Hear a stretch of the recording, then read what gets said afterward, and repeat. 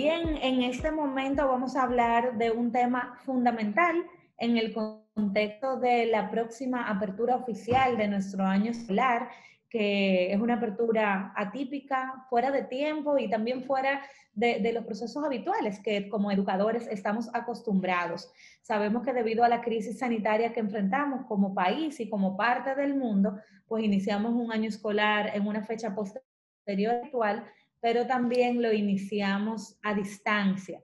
Y cuando nos referimos a distancia no necesariamente significa de manera virtual, sino las múltiples modalidades a distancia que existen para poder atender la diversidad de contextos en que se encuentran nuestras escuelas en República Dominicana. Para esta conversación tenemos dos invitadas muy especiales que son colaboradoras del Instituto 512 de Inicia Educación, que nos apoyarán a entender lo que es el acompañamiento pedagógico desde dos miradas. El acompañamiento pedagógico que los equipos de gestión ofrecemos de manera constante a nuestros docentes para garantizar un apoyo continuo, pero también unos buenos resultados de sus procesos pedagógicos en la interacción con los estudiantes.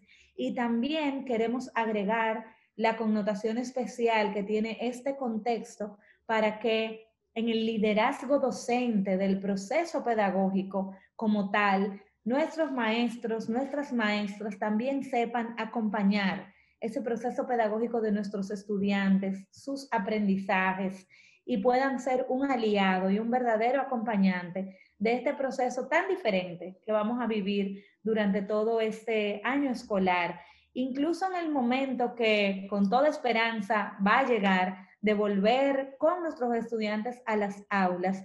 Va a ser un proceso distinto, un proceso de recuperación continua, un proceso que amerita mucha empatía de parte de los y las docentes, mucho compromiso de parte de los equipos de gestión, mucho apoyo de la familia y también una mirada distinta de parte de nuestros estudiantes.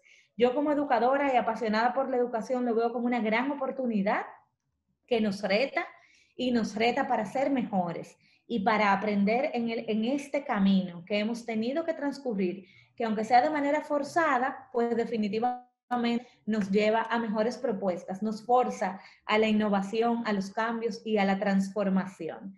Yo cuando la situación inició decía, bueno, es una crisis que no esperábamos y es una crisis distinta a todas las otras crisis que hemos vivido, pero vivimos en constante crisis. En el sector educativo lo sabemos.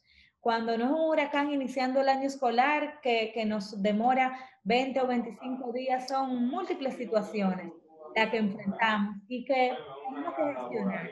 Y esta ocasión, con esta crisis del COVID-19, definitivamente una oportunidad para el cambio. Concentrémonos entonces esta conversación para hablar de ese acompañamiento. Voy a dar la oportunidad de que la propia Sandra y Nadia, que nos acompañan en la conversación, se presenten, nos comenten por qué están en esta conversación, cómo es que ustedes a lo largo de su carrera educativa pues tienen tanto que aportar y que todas las maestras y los maestros que nos acompañan puedan definitivamente aprender un poquito e ilustrarse de cualquier idea que podamos ofrecer en esta conversación. Vamos a ver Sandra primero y luego Nadia. Bien, pues primero que nada, gracias por el placer, el honor, la distinción de poder participar en este conversatorio. Mi nombre es Sandra Espaillat, como Angie les dijo. A lo largo de mi carrera soy educadora de base y a lo largo de mi carrera he participado en múltiples funciones ligadas al acompañamiento educativo, tanto en la parte de inicial, básica y secundaria. Y he dado servicios en ese sentido, dándole soporte a los maestros, compartiendo estrategias, buscando definitivamente promover mejores prácticas, que es sin duda uno de los principales objetivos del acompañamiento, al igual que permitir y ver cómo se logra que el currículum se cumpla de manera adecuada, pues que es parte de lo que también busca y se propone el acompañamiento. Entonces, nada, nos vamos a involucrar aquí un ratito, unas cuantas preguntas, a compartir ideas, experiencias que nos permitan aclarar, mejorar y favorecer todo ese proceso de acompañamiento docente, pues que es una parte clave y vital en este momento, tanto a distancia y cuando lleguemos presencial, como dice Angie, que va a llegar, el día va a llegar. Muchas gracias, Sandra. Tenemos a Navia por aquí también. Hola, mi nombre es Navia Peña, un placer poder aportar a todo este proceso de innovación y de retos, como Angie mencionaba.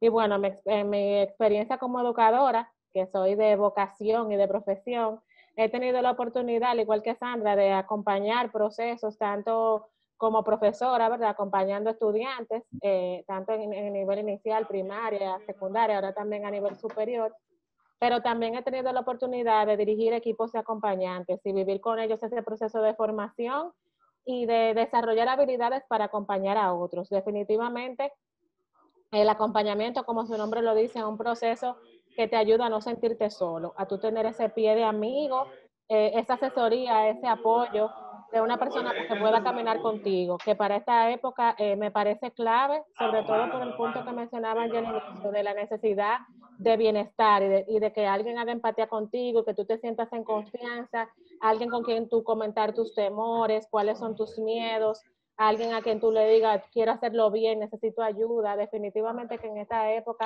a mí me parece uno de los procesos clave para que podamos seguir avanzando y para que los profesores también encuentren el ánimo que necesitan, porque muchas veces tú das y das, no tiene mucha realimentación. Entonces este proceso te da como un pie de amigo para tú poder continuar. Gracias, Nadia. Justamente comentas esas virtudes, ventajas que tiene el proceso de acompañamiento pedagógico, que como bien ambas comentan, han tenido la oportunidad de ejercer en sus distintas funciones. Entonces, partiendo de que, bueno, tenemos la certeza en los procesos educativos, pero en todo, el estar acompañado siempre es mucho más ventajoso que el estar solo, incluso te sirve de filtro para poder validar si los planteamientos que haces son los adecuados, para poder poner un termómetro a las propuestas que estás haciendo y también para tener una constante consulta, porque definitivamente el poder consultar para tomar mejores decisiones y confiar en esa consulta es fundamental. Y el día de hoy, además, con la situación que vivimos, pues cómo ese acompañamiento se traduce en que un docente bien acompañado, pues será un buen acompañante del proceso de sus estudiantes, sobre todo cuando hablamos de estudiantes de secundaria, que ya son jóvenes, con capacidad de interactuar y de reflexionar, de preguntar. Entonces es justamente el acompañamiento que queremos promover, que sea algo que se traslade desde el acompañamiento que recibe el docente, pero también hacia el estudiante. Yo quisiera preguntarles, ya habiendo entrado como en el contexto de lo importante, que es el acompañamiento como tal, con o sin crisis, pero cómo en su experiencia ha evolucionado este acompañamiento en la modalidad que estamos adaptando, recordando que la modalidad no es puramente virtual, sino la modalidad es lograr que los aprendizajes sigan como se pueda. Y yo creo que lo hemos hecho bien, y lo hemos hecho bien con lo que hemos tenido a la mano. Puede ser la televisión, puede ser el radio, puede ser una llamada de Zoom o una llamada telefónica, pero ¿cómo ha evolucionado este acompañamiento? ¿Cuáles son los retos que presentan en esta nueva realidad? Podemos darle paso a Sandra y luego a Navia con la misma pregunta.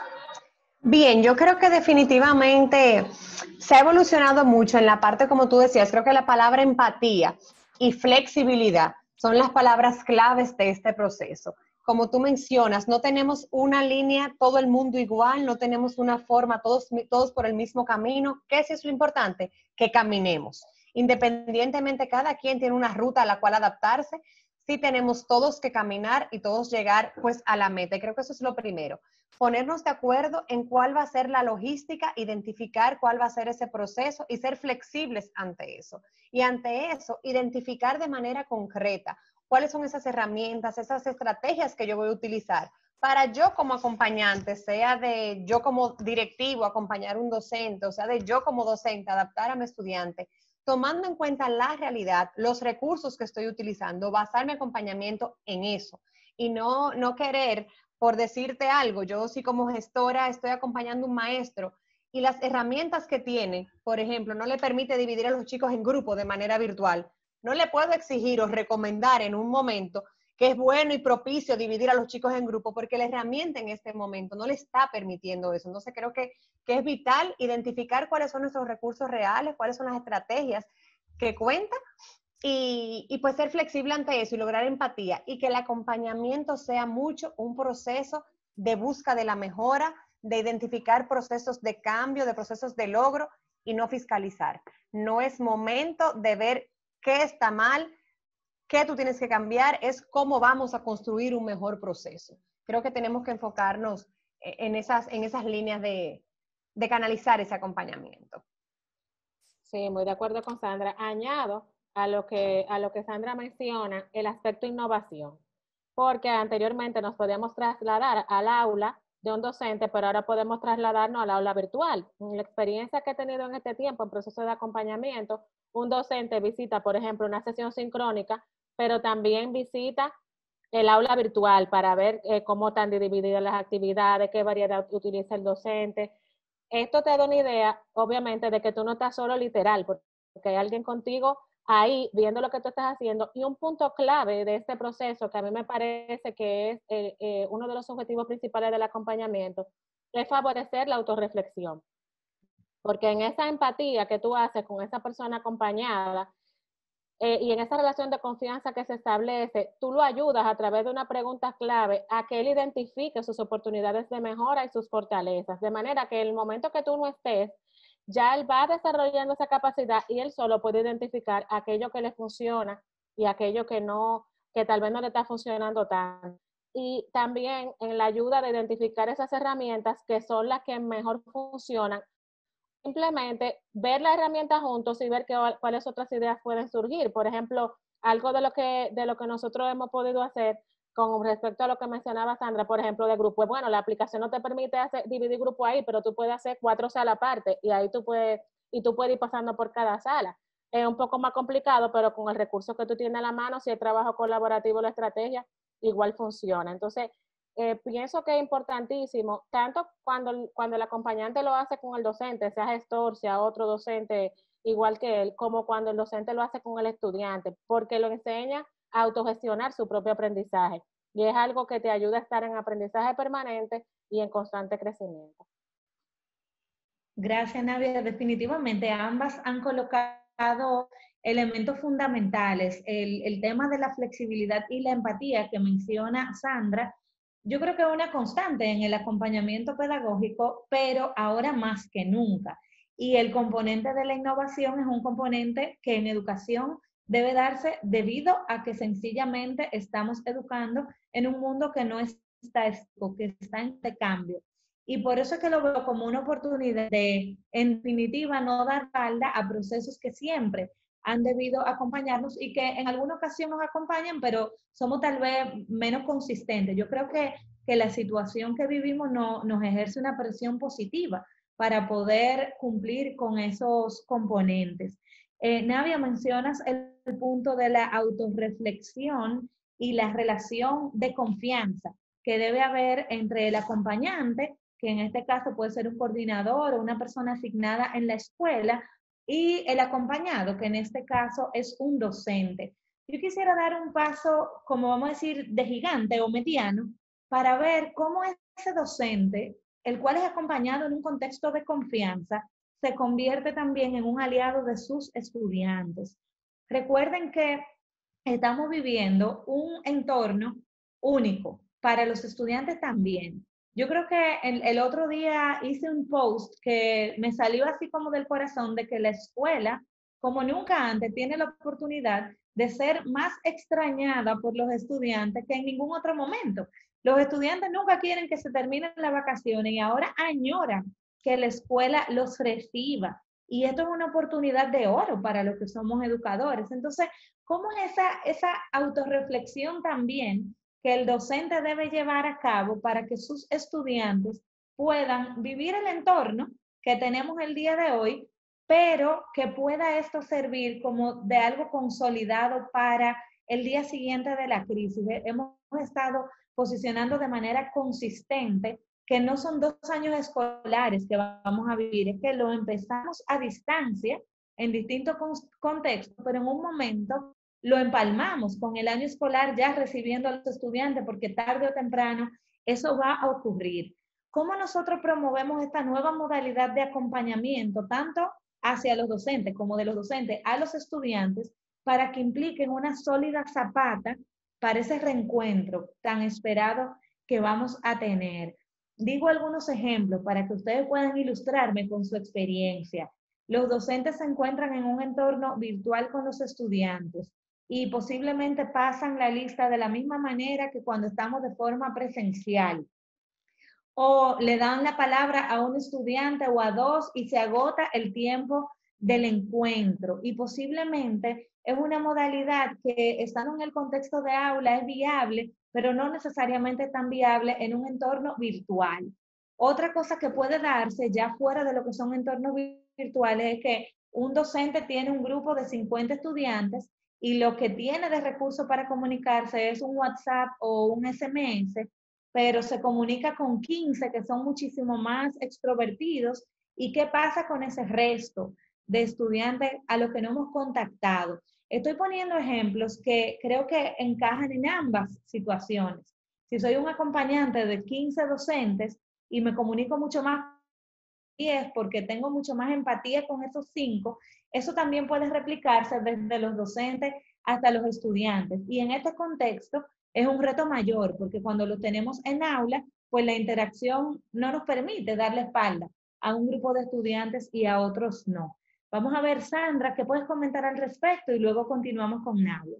Yo creo que la situación en la que estamos inmersos nos está obligando y nos lleva de manera directa a un plan muy estructurado. Yo pienso que un plan donde se desarrolle de manera directa la motivación, el seguimiento, la constancia y coherencia. ¿A qué me refiero? Un estudiante motivado, un estudiante que le encuentre un sentido al aprendizaje, en donde lo que estoy aprendiendo llama mi atención, lo que estoy aprendiendo lo quiero aprender realmente, las estrategias que se están utilizando, las preguntas que el profesor me hace realmente me llevan, me motivan, me involucran en el proceso. No es simplemente completa eso y ya, sino que me hace una pregunta más allá. Creo que es importante que el maestro se organice, que pueda tener eso como tú dices. Van 15, ¿qué pasa con esos otros 15?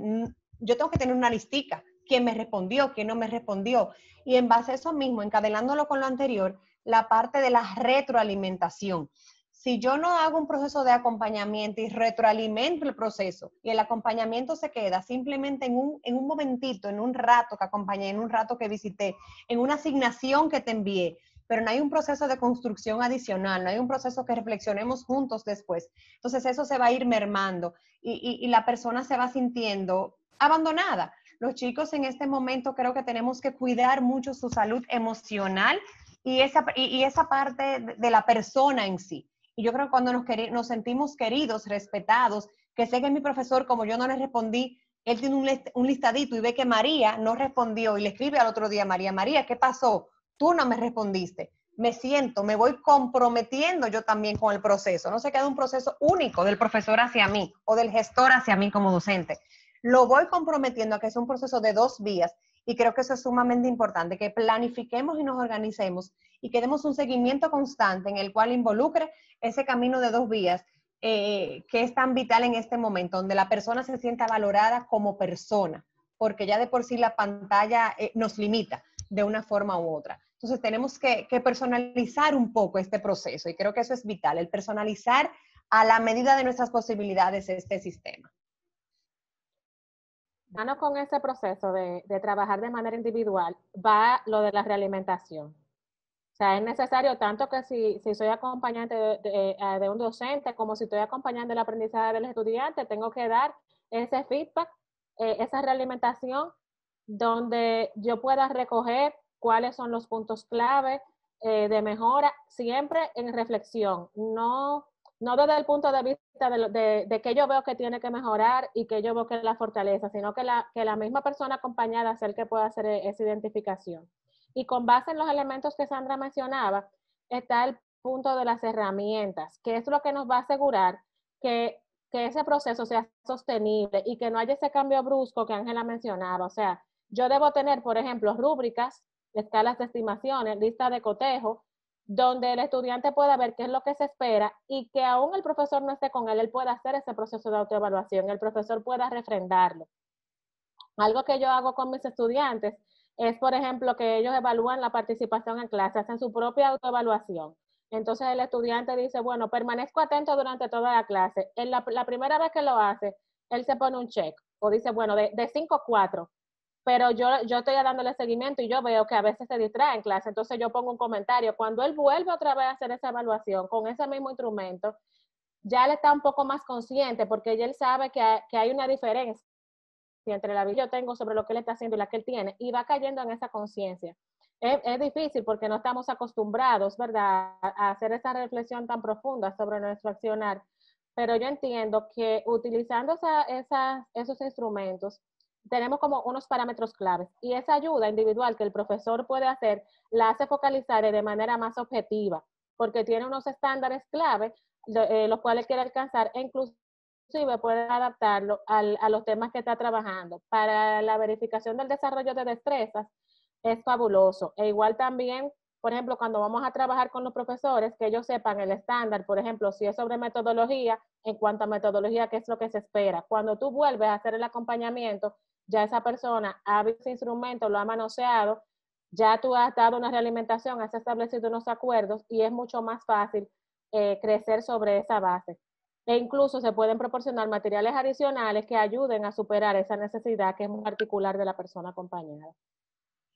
Gracias, Angie, Nadia. y quizás agregar, Ángela, discúlpame, darnos ese espacio de conocer esos instrumentos, como dice Nadia. Vamos a empezar un proceso, un año escolar nuevo. Los profesores ya estamos inmersos 100% en un proceso de formación. Vamos a conocer los instrumentos de evaluación de nuestros chicos. Vamos a conocer los instrumentos de evaluación de nosotros mismos como personal de la escuela. O sea, vamos a darnos ese tiempo, que podamos conocer lo que se espera de mí, qué debo descubrir de mí para lograr eso. Y en ese acompañamiento incluir mucho esa parte de recomendar mejoras, pero aplaudamos logros. A veces tendemos mucho a recomendar mejoras, y nos cuesta o se nos olvida o damos por sentado los logros. Creo que es un momento esencial que esta situación en la parte emocional nos lleva muy cargados, y creo que el aplaudirnos va a marcar una diferencia también en el compromiso de todos. Sí, gracias, Navia. Sandra, gracias por agregar eso al final, porque yo tenía anotada la palabra oportunidad, y eso es justamente lo que comentas, es decir, es una crisis, no le podemos dar la espalda, y hemos sufrido, y de hecho hay personas que han sufrido más de cerca que otros, porque es una situación de verdad que no esperábamos y que ha afectado mucho al mundo, a la familia, la economía, la estabilidad. No le podemos dar la espalda, pero tenemos que reconocer que es una oportunidad. Eso que ustedes plantean ambas es una oportunidad de profesionalizarnos en el sector educativo. Todas esas cosas no son nuevas debido al COVID, son nuestro día a día, que posiblemente por el conocer también la dinámica habitual de la escuela, nosotros damos por sentado el conocimiento de todos esos planteamientos y lo flexibilizamos, incluso lo obviamos. Y en este momento ustedes plantean, y lo tengo por aquí anotado, que el plan, la planificación debe estar muchísimo más detallada que nunca y seguirla. Y al seguirla, tener la garantía de que no sea algo que yo planeé y me olvidé de eso, sino que yo planeé y que generó aprendizaje ciertamente.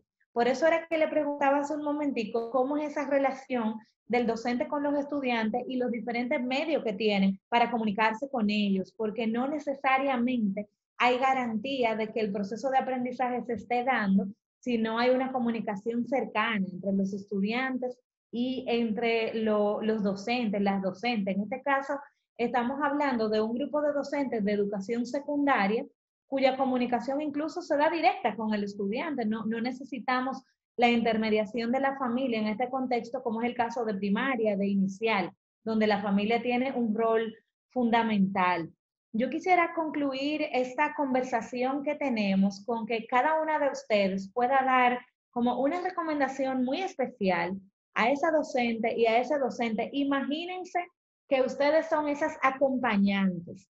¿Cuál es la recomendación que ustedes le van a dar a esa maestra y a ese maestro que asume este reto para que la comunicación con sus estudiantes marque la diferencia? Y esa diferencia, ustedes mencionaban, ese foco que tenemos y todos tenemos una misión, que es garantizar continuidad de los aprendizajes, que los aprendizajes sean de calidad, y calidad en educación significa que sean significativos, que impliquen cambios trascendentales para su vida. Y que, como bien decían, Sandra, tú comentabas de manera muy particular que no es momento para reclamar, es momento para crecer y para poder observar las cosas positivas. Y luego Navia, evidentemente, con todos los componentes de comunicación que colocan, es parte de ese crecer. ¿Cómo ayudamos a ese crecimiento? Ahora yo le doy la oportunidad, Sandra, le doy la oportunidad, Navia, de que en este momentico sean acompañantes de una maestra o de un maestro que tiene que dar respuesta a sus estudiantes de manera distanciada, independientemente de la herramienta que utilicen. ¿Cuál sería ese consejo que le darían? Bueno, yo le daría el consejo a ese maestro que ahora más que nunca toque las emociones. Creo que estamos en un momento donde las emociones son cruciales en el proceso educativo. Tenemos un contenido que cumplir, definitivamente. Vamos a seleccionar bien cuáles son esos contenidos indispensables que vamos a manejar en cada uno de los procesos de evaluación, pero vamos a pegarnos a las emociones. Creo que ahora mismo nos toca tocar el corazón de los estudiantes y por ahí vamos a ir abriendo puertas. Definitivamente eso va a marcar una diferencia. El darnos nosotros como docentes es el momento de poner a prueba la pasión que tenemos y el compromiso que tenemos con nuestro rol. Es ser responsables. Eso no es cuestión de que le mandé el trabajo y no me respondió. ¿Qué estoy haciendo yo para que fulano me devuelva o no me devuelva? Que tiene 3 días que no aparece. ¿Qué estoy haciendo yo para yo encontrarlo si no aparece? O sea, nos toca dar una milla extra. Y definitivamente creo que es un momento de no ver excusas y sino en todo momento ver qué voy a hacer yo para que ese muchacho se conecte conmigo y no cansarnos. Y no decir que ya yo hice todo lo que se podía, porque siempre vamos a tener y cada día un reto nuevo y lo vamos a tener que enfrentar. Así que nada, tocar mucho las emociones, no dejar nada por sentado, dar esa instrucción, pero confirmar con nuestros chicos ahí y no cansarnos jamás. Bueno, yo voy por esa misma línea. Creo que pensar primero en la persona de manera integral, sus emociones, sus recursos. Sabemos que tenemos múltiples dificultades, se nos puede caer la conexión, se nos puede ir la luz por 3 días. Hay que pensar en esa persona, en la situación en que está, si en el ambiente en que vive, la familia que lo acompaña, porque estamos desde la casa, hay múltiples situaciones. Decía un estudiante universitaria en estos días, en una entrevista del periódico, que ella tenía que poner un letrero en la puerta cuando iba a tomar clases porque su familia no entendía que tenían que mantener el silencio y que se le hacía muy difícil. Y yo pensaba, wow, pero tal vez el profesor que está del otro lado, tal vez está viendo que el estudiante no se conecta a tiempo y es que ella tiene unas dificultades, que no encuentra un ambiente adecuado. Entonces, creo que es ver así a la persona en su contexto, como dice Sandra, ver sus emociones, asegurar su bienestar. Yo iría por ahí, o sea, tenemos que procurar aprendizaje para la vida. Yo reflexionaba mucho el otro día y pensaba, si nosotros hubiésemos estado hace más tiempo enfocado en competencia y destrezas, tal vez se nos hubiese hecho un poquito más fácil esta situación, porque después de todo, muchas cosas de las que sabíamos tal vez no la estamos usando, pero la destreza de supervivencia, ¿verdad? Y de cómo buscarle solución a los problemas que tenemos, básicamente lo que nos está ayudando a sobrevivir. Creo que es importante también esa acogida que deben recibir los estudiantes, que el profesor también propicie el autodescubrimiento, que Sandra mencionaba algo de eso, que tú tienes el potencial, tú puedes, yo estoy aquí para ayudarte, lo que tú necesitas está en ti, y potencializar los recursos que tenemos a la mano. Ese que no te responde, como ella decía, yo por ejemplo una práctica que hice en una clase el otro día fue recordarle a todo el mundo que la asignación va a cerrar, o sea, no va a estar abierta todo el tiempo, pero me pongo a la orden, cualquier detalle, si necesita ayuda, y el que no pudo porque se le cayó el internet, tuvo un problema de conexión o lo que sea, mostrar esa apertura que ella decía. Creo que es un momento de ser más que maestros, como siempre hemos sido en la escuela, enfermeros, papá, mamá, y los estudiantes muchas veces demandan mucho más de nosotros de lo que realmente nosotros entendemos tal vez en un principio que es nuestro rol. Creo que es estar dispuesto a acompañar en todo momento. Ángela, y discúlpame de nuevo que vuelva a poner un aporte, pero sí yo creo también que como docentes debemos hacer círculos de soporte. Yo creo que así mismo como tenemos chats que nos compartimos memes, chistes oraciones en su momento, creo que podemos compartirnos estrategias también, qué me ha resultado, qué no me ha resultado. Creo que círculos donde los maestros pongamos y lancemos, me tengo esta preocupación, esto lo logré hoy. Creo que apoyarnos unos con otros es un momento esencial para trabajar nosotros mismos de manera colaborativa y hacernos círculos de apoyo entre nosotros mismos los docentes que estamos todos metidos en el mismo barco. Terapia grupal pedagógica. Muchísimas gracias. Me parece que ambas han ofrecido una cantidad de herramientas, estrategias, ideas y soluciones para esta comunidad docente que nos acompañan con este gran reto. Somos héroes de este proceso y debemos salir adelante juntos. Como bien plantean, al final han puesto sobre mesa que lo principal es la persona y su estabilidad emocional, en este momento su salud también. Nosotros todos como educadores sabemos que una persona con todos los procesos familiares y personales balanceados y tranquilos será una persona que aprende de una mejor manera. Cada persona, cada estudiante de nuestras aulas, en cualquier contexto, sea en el aula física de la escuela o desde sus casas, es una sola persona con un solo corazón y un solo cerebro. Y eso trabaja en conjunto. Entonces, como educadores debemos estar muy pendientes de que eso esté balanceado para que el aprendizaje se dé. De hecho, es una condición para que el aprendizaje pueda darse. Quiero cerrar esta fantástica conversación que tanto Sandra como Navia nos han hecho el honor de tener con el equipo de Inicia Educación, recapitulando algunos mensajes que ustedes mismas han compartido para que toda nuestra comunidad docente tome notas. Caminar juntos, llegar a la meta.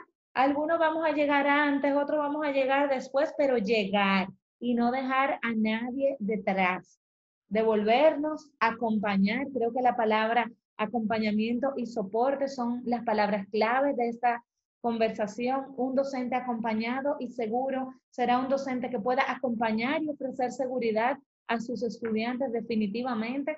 Es una cadena virtuosa que podemos generar desde el acompañamiento. Ustedes mencionaron la palabra flexibilidad y empatía. Yo agrego la palabra foco. El foco está en la continuidad de la educación, en la continuidad de la oportunidad de aprendizaje. El contexto no manda sobre eso. El aprendizaje se da de manera natural. Somos seres humanos que estamos todo el tiempo en proceso de construcción y desde el sector educativo debemos planificar intencionalmente que esos procesos se den, con lo cual ustedes plantean que la planificación debe estar muchísimo más clara que nunca y el seguimiento al cumplimiento de esa planificación también, la creatividad, la innovación, la búsqueda conjunta de ideas. No estamos solos, somos una red de apoyos dentro de la escuela, dentro del distrito, dentro de la regional, que podemos estar constantemente comunicándonos para buscar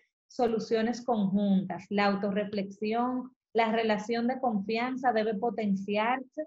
Sandra dijo unos términos que luego Navia retomó, que son la motivación, el seguimiento, la constancia y la coherencia. Tomemos nota de estos elementos: motivación, seguimiento, constancia y coherencia.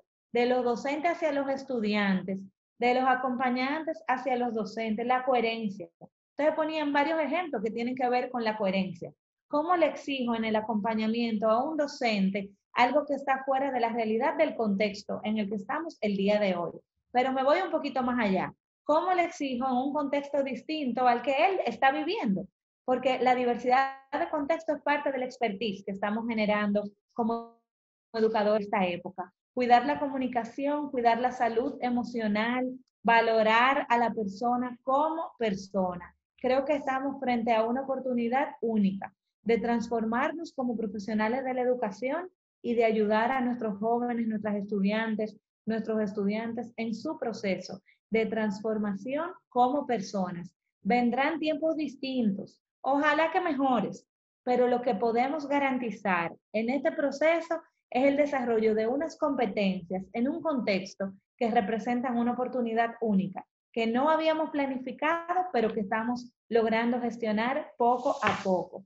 Quiero agradecerles, Sandra Espaillat, Navia Peña, por este momento tan importante para toda la comunidad educativa que nos acompañan, y lo hacemos con compromiso, porque para nosotros todo este esfuerzo que estamos haciendo significan cada niña, cada niño, cada joven dominicano que merece una oportunidad del mejor aprendizaje, con la mayor calidad y ningún otro, que es el que podemos darle a través de esta reflexión. Ustedes concluyeron y esas redes de apoyo. Nosotros desde el Instituto 512 estamos generando redes de apoyo para múltiples docentes del sector público, del sector privado, de tal manera que nunca se sientan solos y que cualquier pregunta pueda ser cubierta, no por nosotros, sino por la interacción que se da entre colegas. Y es lo que estamos promoviendo como una de las soluciones de estos tiempos.